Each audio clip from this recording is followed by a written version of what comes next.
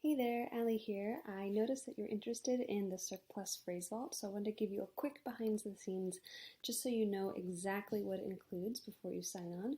So when you purchase, you get access to the private CirquePlus Phase Vault Instagram account, and that includes like where all of these yummy tutorials live.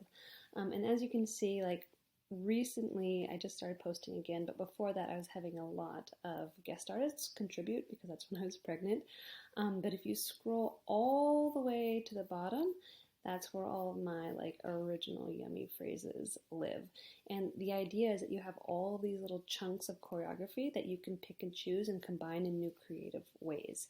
So you see that there's like a double for each of these, and what this is if I click here, it shows the sequence just start to finish, no commentary. Let me move myself. And you can just watch it straight through. So if you see a video that you like and you want to kind of pick it apart, reverse engineer it on your own, that's awesome. But if you need a little bit more, let's see, get out of here, being talked through it, you can click the actual tutorial. And this is where I'm going through here. There I am again.